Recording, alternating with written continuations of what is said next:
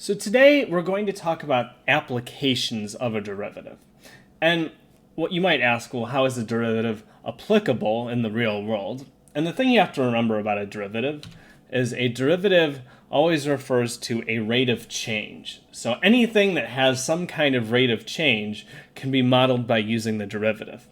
A good example would be if I know that the distance that a car travels is given by some kind of function here, and we're simply going to call this function s of t, and t will be given in seconds, and s of t will be given in feet, and I were to ask to find the car's displacement and its velocity after 5 seconds, this is something that we could figure out by using a derivative. So the key here is the velocity will actually be the derivative s prime of t. So let's do this for this example. First of all, to figure out the displacement, this is just a matter of plugging in the number into this particular calculation. So if we calculate s of 5, we can just plug 5 into the function.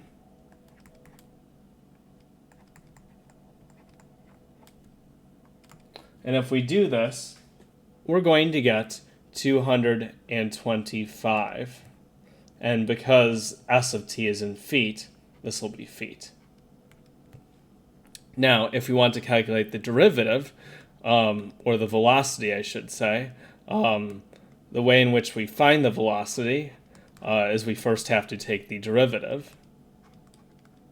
So we go back to our original function.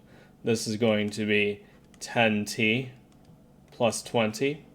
And now if I plug in 5 into this, so v of 5 is going to be 10 times 5 plus 20, or 70.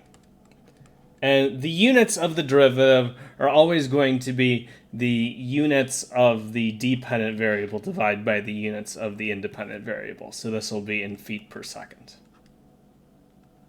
So again, the car's distance or displacement, if I should say, I really should probably say this is displacement, not distance. And again, that's more of a technical point. We find that the displacement is 225 feet and the velocity is 70 feet per second. Another place that the derivative is actually very useful with is if I want to figure out what the rate of change by 1 is. So rather than find the derivative, and remember the derivative is the instantaneous rate of change, it turns out that if we were to change something by 1, so we'll do an example of that on the next slide, it's actually going to be approximated very well by the derivative. So again, the idea here is that the derivative is this quantity here on the left, it's this limit, and if we replace h with 1, assuming that a is sufficiently large, the difference between the function at a point plus 1 minus that function will be approximately the derivative. One place that this specifically comes up a lot is in calculating something known as marginal cost.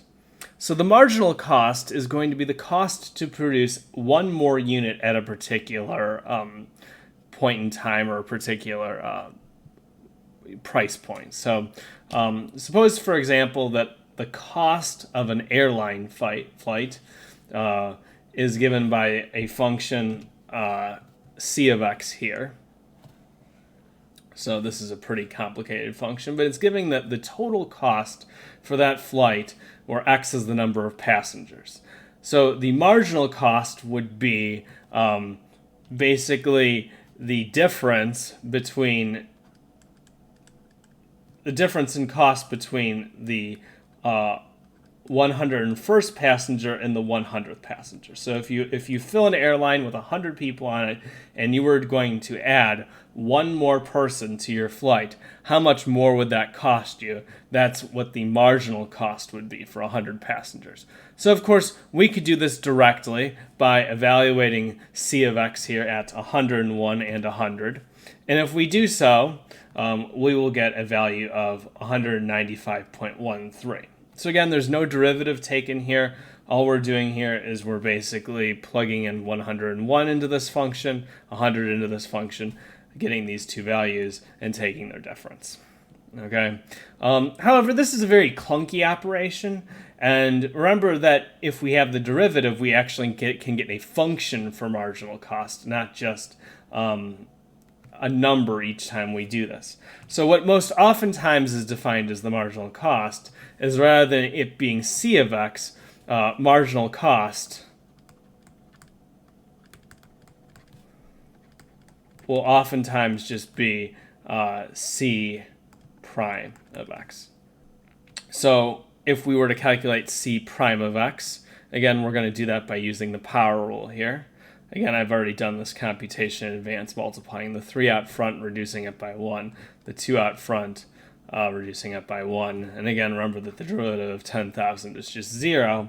Notice that if we just plug in 100 into this new function here, we will get 194.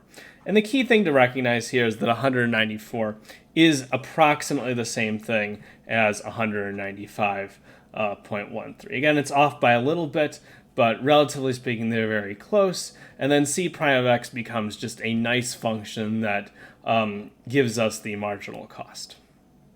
So that is what some of the applications of a derivative look like. Of course, there are many applications that you might see in so many other different classes. Again, calculus is more of a foundational course that allows you to do these computations. But as always, I hope that you found this video helpful, and take care.